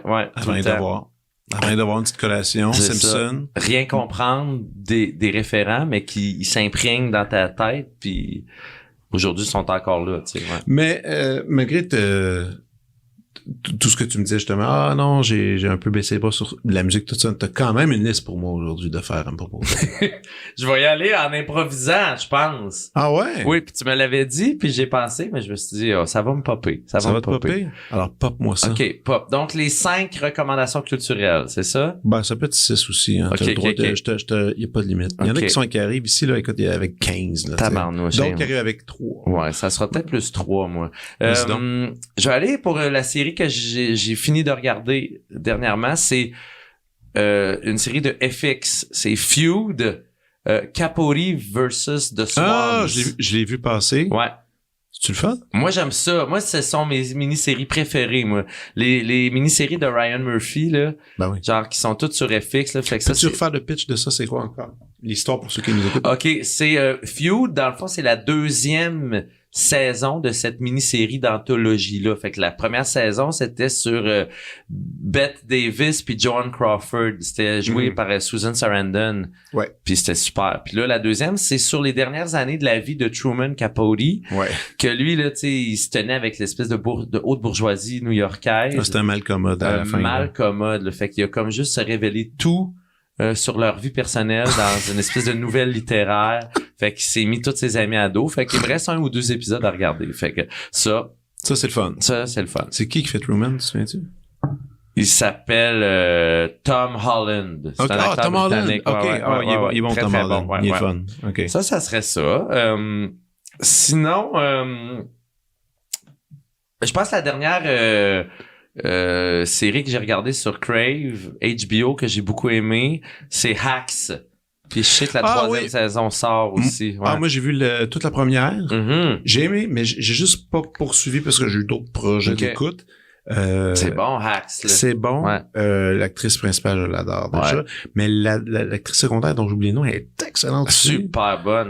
Puis ça va quand même un peu avec ton milieu de travail. Tout à fait. Sur une humoriste, le pitch, c'est quoi? C'est une humoriste âgée, d'un certain âge, dans, mettons, 70 ans, je sais pas trop, qui pourrait être vue par certains comme has-been, mais qui réussit encore à remplir, essaie de se renouveler en engageant une jeune writer exactement. de joke qui est vraiment d'une autre génération. Tout à fait. Les deux vont faire des compromis. C'est en plein ça. C'est un peu sur comment écrire de l'humour, des visions divergentes. Oui, c'est super drôle, très humain aussi. Très touchant, il y a des moments super touchants. Incroyable. Fait que ça, c'est la dernière série. Tu sais, on dirait que je vais aller juste dans une série, là, puis c'est toutes des affaires que tout le monde a vues. Mais c'est le nouveau cinéma, quand même. C'est pas, il n'y a pas sentir mal de ça, là. White Lotus, évidemment, c'est formidable, tu sais. T'as aimé la dernière? Oui, j'ai adoré la dernière. J'ai bien aimé la première. Ouais. Ben, les deux. Les deux sont bonnes. Moi, j'aime dans la vie. Genre, j'aime les affaires. Moi, c'est après la première saison, je sais pas si tu te souviens, la musique. Ouais. C'était juste des chants à caractère un peu religieux, mais tout en dialecte tout de Hawaï. C'est tellement... Je me suis acheté l'album. Ouais. C'est extraordinaire. Ah non, ça n'a aucun bon sens. C'est fou. C'est bon, là. Non, ça, c'est une bonne série. Très bonne série. J'ai aimé, moi, le film Bernstein. Je sais pas si tu l'as vu. Moi, je l'ai beaucoup aimé. Les gens ont craché dessus un peu. Moi, j'ai full aimé ça. J'ai pas réellement compris pourquoi, parce que le film est... Ce que j'ai compris que les gens ont pas aimé, c'est qu'il y avait eu, ça mettait beaucoup d'attention vers son pas vrai coming out. Puis pour être franc, moi qui connais qui connaît l'œuvre de Bernstein, c'est-à-dire les enregistrements, les concerts, toutes ces conférences à Harvard qui sont disponibles. J'ai tout vu ça. Ouais. Moi, je savais même pas qu'il y avait des garçons. Ouais, je savais pas cette affaire-là. Puis c'est vrai que dans le film, il souligne beaucoup, puis en même temps, j'étais comme, ben, ok, ça fait partie de sa vie, puis je le savais pas, j'ai pas lu sa bio, j'ai pas, mais ça m'a pas dérangé. Moi, je voyais plus l'homme, l'artiste, qui était torturé. Moi, je voyais plus le pauvre gars qui voulait tellement être compositeur, mais que la vraie affaire qui marchait, c'était d'être chef. Ouais. Puis qu'il voulait tellement être reconnu comme compositeur. Il y a eu une certaine reconnaissance, mais il aurait voulu, je pense, aller juste là, parce que pour lui, le plaisir d'écrire était là, le plaisir d'analyser tout ça, puis finalement, sa vie n'a pas été ça. Non. Donc, pas entièrement. Mais d'ailleurs, toutes les tunes qu'il a écrites pour Orchestre symphonique, c'est extraordinaire. Ouais, c'est ça, très complexe puis, aussi, je pense, mais... Oui, puis le film est beau, non? Il est super créatif. Je sais pas, moi, j'ai vu au cinéma parce que j'ai pas Netflix. Fait que j'étais content. Moi, j'ai pourquoi t'as pas Netflix? Parce que ma TV est pas branchée sur mon ordi, genre. C'est vraiment ça la raison? Je te jure, c'est ça la raison. Tu viens chez vous te montrer comment faire? Non. Mais t'as pas de Netflix sur ton ordi? Non. Parce que j'aime pas ça regarder sur mon ordi. Moi, j'ai Crave parce que j'ai Bell Fibre, fait que t'as Crave ça vient sur ta TV. Ouais. Moi, là, je paye pour le câble, je paye pour des postes sur le câble. Je suis chanceux d'avoir Crave, puis ça va être ça. Je paye même pas pour tout.tv. Si je paye pour le câble, là, c'est comme ça que j'encourage mon industrie. Tout.tv, tu dis tu payes pas pour tout.tv comme maintenant plus, là? L'extra de tout.tv. Ça, c'est non. C'est non, là. C'est un service public, à un moment donné, là. On a payé déjà pour les prods, puis là, il faut qu'on repaye. Moi, je refuse ça. Tout ça pour des web-séries qui m'intéressent plus ou moins. Moi, je vais être patient. C'est quoi, ils disent, ça va être dans 6 mois, ça va être gratuit. Je vais attendre mon 6 mois. Voilà. Je vais faire d'autres choses. C'est comme ça que je t'aime, il va venir à un moment donné, puis ça sera sorti. Ouais. Oui. Moi, je t'avoue, là, j'ai même pas fini la 2e saison. Elle est encore sur ma machine. Elle est encore sur ma machine. Prends ta machine à soir, finis ça, parce que c'est le fun. Quand même, tu sais, non, c'est ça. Puis, à un moment donné, c'est comme difficile. Si tu commences à aller sur Amazon Prime, toutes les apps qui existent. Je ferais pas ça, moi, c'est épuisant, là. Puis ça coûte cher. Ça coûte cher, tout ça accumulé. Mais t'es un gars de cinéma encore, tu vas au cinéma. Je vais au cinéma, ouais. Puis moi, c'est HBO. Tu sais, comme l'affaire que je vais payer, là, ben, c'est HBO dans le Crave. Tu sais, fait que ça me satisfait. Fait que souvent, ce qui sort sur Netflix, je l'ai pas vu. Tu sais, c'est tout bad. Tu lis beaucoup? Non. Je suis stupide. Je lis plus. J'ai lu beaucoup quand j'étais petit. C'est pour ça que je dis que je me sens stupide, mais cela dit, là, quelque chose que je suis fier, jamais je vais regarder quelque chose en me disant, là, j'ai envie de me dévisser la tête, là. Tu sais, là, je me repose la tête, là, tu sais. Mon plaisir coupable, c'est Les Justiciers. À nouveau, là, ça, c'est dégueulasse, là. C'est quoi ça? Tu sais, c'est les 3 juges, là, les 3 avocates, là, qui jugent c'est un peu la cour en direct. C'est-tu Anne, c'est plus ça. Avant, c'était ça, mais ils les ont remplacés par 3 juristes, là, genre. OK. C'est comme la cour en direct? Ouais. OK. Pis c'est du pauvre monde, là, tu sais. Mon chien, il se mangeait le rectum, puis tu sais, des de même, là, tu sais, fait que... C'est bien. C'est mon seul plaisir coupable. Mais tout le reste que j'écoute... Parce que ça te fait rire. Oui, puis c'est ça. Mais tout le reste de ce que j'écoute sur ma TV, je vais tout le temps essayer de... Tu sais, que ça en vaille la peine, genre. Je veux regarder des films. Chercher quelque chose là-dedans. C'est ça, qui me plaise. Tu sais, je vais pas regarder Rapide et Dangereux 4, là. Tu sais, j'ai jamais vu ça. Moi, je regarde aucun Marvel. Ça, je pense que j'en suis fier de ça. Rapide et Dangereux, c'est malade. Ah, pour vrai? Je les ai tous vus et presque tous au cinéparc en soir de première, entouré de gens en camisole pis des gros Mais voyons donc, t'aimes ça? J'haïs ça. J'aime l'absurdité de ça. Ouais. Ça a aucun sens. Moi, je hurle de rire. Tu sais, j'ai les chars, j'ai pas de char. Mais moi quand il y a un nouveau Rapide et Dangereux, j'ai un super ami critique de cinéma, Georges Privé. Ouais. Bon, Georges Privé, moi, on se pogne comme une auto. Voyons donc. Puis on va à la soirée d'ouverture du film. Et là, t'arrives là, puis c'est le festival des, comme on dit en français, les sacs à merde, les douchebags. Ah, et là, c'est tout là, puis là, non, mais attends, il faut voir ça, une affaire. Moi, j'ai ça. Moi, je prends une vacance de moi, tu comprends? Ouais, ok, je comprends. Je prends une vacance de moi, je m'installe là, c'est pas moi. Ouais. Et là, il y a toute cette culture-là, et là, il y a le film. Vin Diesel, il joue pas bien, le scénario a aucun sens. Arc. Je hurle de rire, ça me fait super du bien. Les scènes d'action sont, écoute, le Rapide et Dangereux 8 ou 9, c'est rendu qu'ils sont dans l'espace, il y a une scène dans l'espace. Non, mais ils vont là. Tu comprends? Oui, je comprends, la surenchère. Ça a aucun sens. Ils sont rendus à 10. Là, je pense que c'est fini. Je sais plus où est-ce que c'est. Mais moi, j'ai commencé ça, puis ça me fait, écoute, ça me fait tu vois, plaisir coupable. Ouais. Moi, c'en est un, ça. Mais, puis j'écoute pas les Marvel, ces affaires-là non ça, j'haïs ça. Mais tant qu'elle est dans une grosse prod bien dégueu, Rapide et Dangereux livre la marchandise, là. Hey, écoute, Charlize Theron, quand même, dans les derniers, elle est super bonne, Charlie. Oui, Oscar winner, tu sais, mais... J'haïs trop ça. Je suis pas capable d'aimer ça. Je t'amène le prochain. Non, amène-moi n'importe où ailleurs. Mais je sais pas, j'aime même pas ça avec ironie, le char. Oh non! Ouais. Les chars pis tout. Tu sais, Aquaman, en tout cas, c'est pas la même affaire que les chars. Non, là, c'est... Ça, j'haïs ça, là. Je trouve ça pourri, là. Ben, moi non plus, j'aime pas ça, ces affaires-là. Mais... Ça m'intéresse pas, du tout. C'est comme, j'écoutais Zack Schneider, c'est ça son nom, le réalisateur de ces affaires-là. Il était en entrevue puis il racontait que, tu sais, lui, il disait, moi, je vois ça, il dit, mon plaisir comme de réaliser ça, il dit, c'est que j'aborde ça comme de la mythologie grecque. Ouais, je sais, je l'ai entendu ça. Je suis comme, mais moi, ça m'intéresse pas. Donc, ça, c'est notre affaire, tu sais. Voir des super pouvoirs. Non. Non, j'aime vraiment pas ça. C'est quoi qui te fait plus rire? Rire? Ben, Curb, je ris. Mais ça peut être ça, mais ça peut être aussi dans la vraie vie. T'sais. Mettons quelqu'un qui bêche à terre, qui tombe, ça te fait rire? Non. T'es pas de cette équipe-là? Non. Tu vas avoir de l'empathie puis tu vas te sentir mal pour la personne? Ouais, ben je trouve pas ça drôle. Non? Moi, je pense que l'affaire qui me fait le plus rire, c'est comme... Ah, c'est beau, c'est compliqué à dire. Des espèces de constructions mentales que ça a pas de bon sens avec une référence trop compliquée pour que les gens trouvent ça drôle. Ça, moi, je vais trouver ça drôle, mettons, là, ouais. Quelqu'un qui va faire un gag trop poussé, trop loin, qui est un peu une inside avec lui-même. Ouais, exact. J'ai ça avec mon ami Pat Dupuis, là, des fois, là, tu sais. Ouais.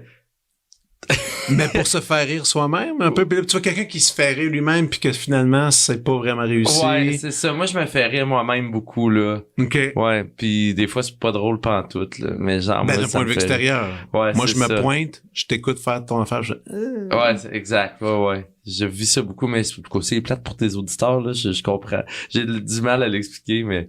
Non, c'est bien expliqué. En tout cas... Ouais, je pense que là, il y a une affaire qui m'est arrivée il y a 3 jours. Shoot. Mais, c'est trop plate à raconter. Le monde... Shoot. Puis je peux pas, ça implique Big Brother. Ça implique des gens? Ouais. OK, on ça implique pas. ma job. Mais je te le conterai après. OK, parfait. C'est trop pas drôle, là. C'est trop pas professionnel de compter ça, je pense. Que je peux pas. C'est encore plus drôle. Mais je vais te le compter. Mais non, mais j'étais juste curieux parce que, tu sais, du stand-up, t'en écoutes aussi, je présume? Oui, mais pas tant. Je devrais en écouter plus, je pense. Mais là, je vais beaucoup dans les soirées, fait qu'au moins, je suis exposé à ce qui se fait dans les soirées, tu sais. Mais je sais, là, tous mes amis, je trouve tout le temps des liens pour genre tel stand-up américain incroyable, puis... Ben moi, je suis plus un gars du sketch comedy, là, tu sais. Moi, le Saturday Night Live, c'est ma bible, là, un peu, là, tu sais. C'est ça, T'es-tu déjà allé? Non. Toi? J'ai failli. Mais j'ai pas réussi. Mais parce que c'était les last minute call tickets, que c'est très compliqué à avoir. C'est compliqué. Mais si tu veux y aller, là, je pense que c'est le 1er août. OK. À 5h30 du matin qu'ils sortent les tickets pour te mettre en ligne pour pouvoir une date. Mais là, ils donnent une date. OK. Puis tu peux pas la choisir. Tu peux pas choisir ce samedi-là. Un samedi pendant l'année. Ils vont dire samedi, 17 septembre. Ouais. C'est le tien. OK. Alors, puis là, tu fais, OK, puis là, il faut que tu manages ta vie alentour de ça pour y aller. C'est malade, OK. Ouais. Puis moi, les last minute calls, c'est super compliqué parce qu'il faut que tu ailles. Moi, j'étais à New York cet automne, puis là, je m'étais dit, je vais essayer d'y aller. Parce que j'étais libre. Puis là, c'était que, Fait que t'ailles, là, écoute, la procédure, puis ça garantissait absolument rien. OK, ouais. Mais moi, quand j'étais allé au, comment il s'appelle, le Late Night, c'est qui le fait en ce moment? Le Late Night Show à New York. Il y en a un, il y a Jimmy Fallon. Ouais, Seth Rogen. Seth Meyers. Seth Meyers. Ça, j'étais allé 2-3 fois. OK, cool. Ça, c'était le fun. Puis quand tu te promènes dans le building, tu passes à côté des studios.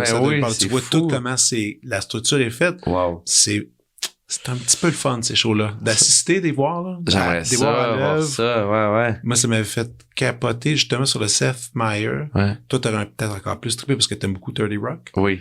Il y avait... Puis ça, j'avais pas compris ça de 30 Rock. Quand on est... La première année de Seth Meyers, j'y vais avec ma blonde. Ouais.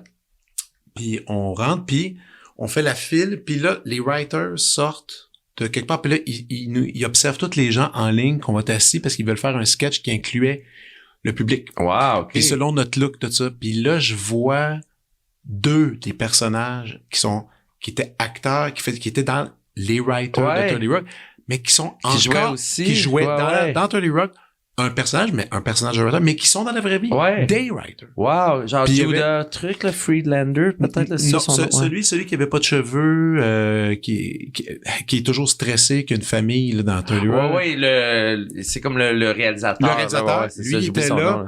Puis l'autre qui est un petit peu plus, qui a un peu plus de coffre, tout le monde rit de lui parce qu'il trouve loser. Oui. J'ai oublié son nom, là, avec, ouais. Ça, moi, il est venu nous voir, il nous disait, ça vous dérange de participer à un sketch? Ben cool. Mais donc, finalement, et après ça, ma blonde, elle avait pas écouté 30 Rock, je disais, c'est complètement cinglé, ce que je vois en ce moment. Puis là, ces writers-là se promenaient, puis le public disait, oh, writer, je peux-tu prendre une photo avec toi? Mais oui. Tu sais, c'est comme, puis c'est là que j'ai commencé à respecter encore plus 30 Rock pour ça, parce que c'était vraiment l'idée, l'essence du show, c'était vraiment de répéter, je sais pas, l'esprit qu'on retrouvait dans une salle. T'es-tu podcast? Tu dois être podcast un peu, t'en écoutes? Pas bien. Pas tant. Non.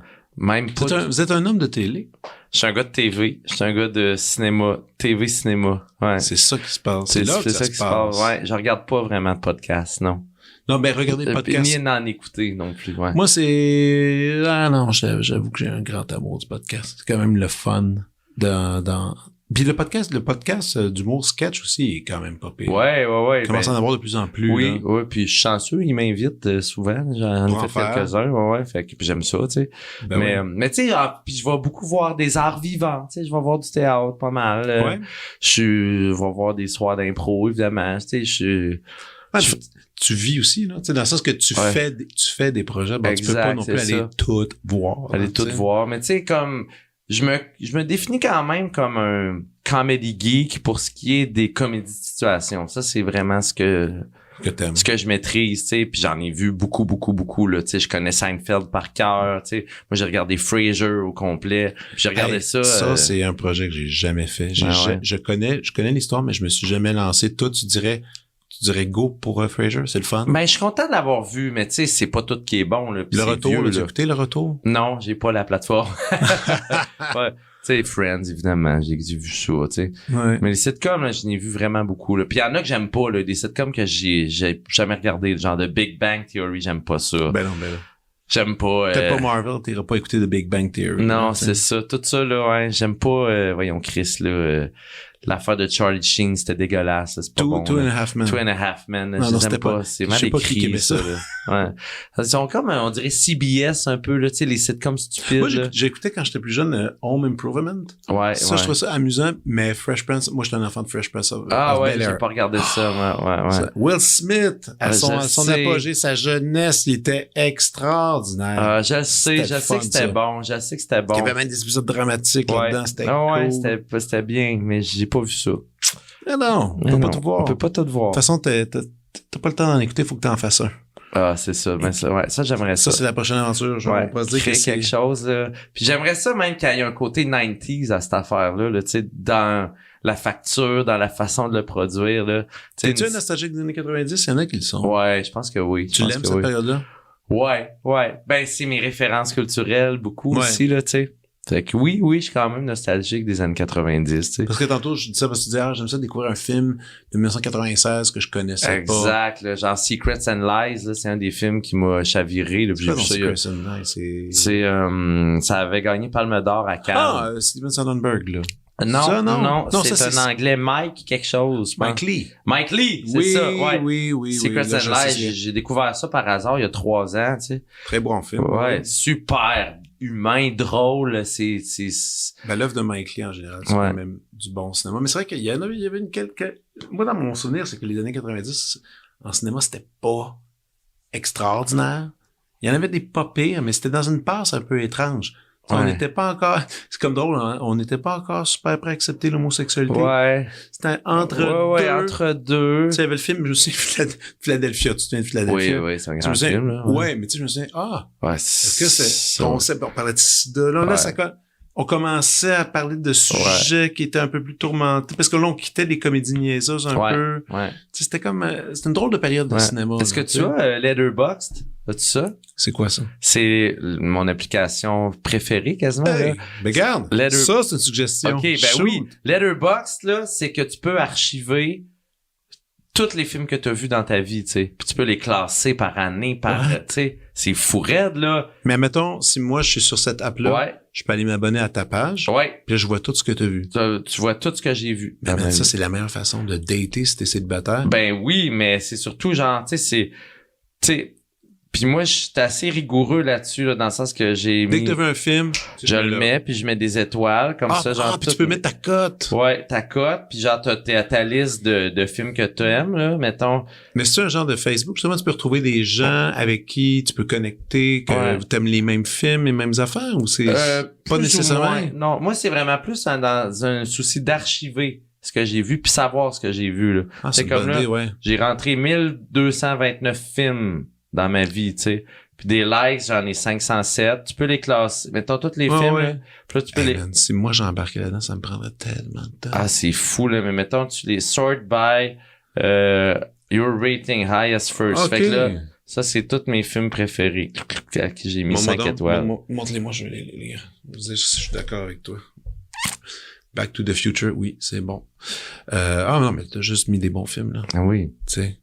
C'est juste des bons films. Je dirais que, OK, bon, on est fait pour s'entendre. Ben oui. The Lobster. Hey, qu'est-ce que t'as pensé de... Poor Things, je l'ai pas vu encore. Je l'ai commencé hier. J'ai hâte de voir. Écoute, on pourrait jaser des heures. De ça. Ça, moi, c'est un de mes films préférés. Albert Brooks, Defending Your Life. T'as vu ça? Oui. Je l'aime, ce film. J'adore Albert Brooks. Ouais, moi aussi, j'adore. Tu connais son histoire? Quand même, ouais. Son père... Non, mais comment il s'est retrouvé à faire du stand-up? Comment il a eu ses premières gigs? C'est complètement cinglé. Rob Reiner, réalisateur, ils ont le même âge. Oui. Ils font l'école ensemble. Ouais. Son père est un super réalisateur. Ouais. Il va à... Je pense que c'est Johnny Carson, je pense. Puis là, Johnny Carson demande... Vous, monsieur Reiner, c'est qui la personne la plus drôle au monde? Et il dit... Albert Brooks. Non, il dit il y a deux personnes. Il y a Mel Brooks, qui était la grosse star à l'époque. Puis il dit, le meilleur ami de mon fils, Albert Einstein. Il s'appelle Albert Einstein. Et il dit, il y a 14 ans. Ouais. Et c'est la personne la plus drôle que je fréquente tous les jours. Et là, et à ce moment-là, les gens ont fait, il faut trouver ce kid-là. Wow. Ils l'ont trouvé. Puis là, il a commencé. Il y a un magnifique épisode, même si t'écoutes pas de podcast, lui, tu devrais l'écouter, avec Mark Maron qui a invité Albert Brooks. Il fait pas beaucoup d'entrevues. Non. Puis il se livre une heure et demie où est-ce qu'il va en détail sur toute sa carrière, tout ça, parce qu'il y a un documentaire qui vient de sortir sur sa vie, qui est sur Crave, qui est super beau. Defending Albert Brooks, je pense que c'est ça. C'est vraiment un cool gars. Puis c'est un gars de sketch, c'est un gars drôle. Hey, il montait ses sketchs pour une fois seulement à la télé. Tout à fait. Il brûlait son matériel. Terminé. Ah, mais regarde, ce film-là, Defending Albert Brooks, c'est un super bon film à voir, ça. Puis l'autre affaire qui m'a inspiré dernièrement, là, j'ai vu, c'est Being Mike Nichols. Moi, Mike Nichols, c'est un de mes autres... Attends, Mike Nichols, c'est le réal? Le réalisateur, mais avant, lui, c'est un gars qui venait de l'impro, là. Genre, ça, je savais pas. Ouais, avec Elaine May, il y avait un duo Mike Nichols and Elaine May, like, je pense, a Night with Mike Nichols puis Elaine May, là, tu sais. C'est du monde qui venait de l'impro, puis d'ailleurs, mon prochain projet, là, je veux faire ça avec Suzy Bouchard, qui est une humoriste, une grande amie, là, ouais. Fait qu'avec Suzy, là, j'aimerais ça faire une espèce de, quelque chose d'un peu années 60, genre, on présente un best-of de prémices d'improvisation avec lesquelles on est à l'aise de rejouer. OK, de jouer dedans un peu. Ouais, là. c'est ça, tu sais. Ah, c'est bon, ça. Chose que le monde en impro font jamais ça, là, refaire des impros. Mais, Chris, aux États-Unis, ils font ça, tu sais, ils en font leur répertoire un peu. Pas exact. Ils font une émission de télé, Whose Line Is It Anyway? C'est carrément ça. Ils refaisaient des trucs, hein, je pense. Ils refaisaient. C'était trop... Ça joue encore. Oui, tout à fait. Puis, ils refont encore les mêmes maudites affaires, les mêmes idées. Écoute, tes voix venir, là, ça n'a aucun sens. Mais c'est le fun, ces soirées. J'aime ça faire du genre de Whose Line, là. Je me débrouille bien là-dedans aussi, là. Mais... Non. Ça, c'est cool. Si on pourrait jaser, hein, excuse. Je sais, mais qui là, va écouter ça? Excuse-toi pas, t'es heureux? Très heureux, man. Excellent. Merci de m'avoir reçu. Ciao. Vous venez d'écouter La Prescription avec Dr. Fred Lambert. À l'animation, Frédéric Lambert. Réalisation, montage, recherche et bons conseils, Olivier Chamberlain. Au logo, Joël Vaudreuil. La musique, le groupe Crabe. Jérôme Minière, Philippe B., Ben Chimie, Guillaume Beaulieu et Vincent Vertefeuille. Merci d'avoir été à l'écoute et à bientôt.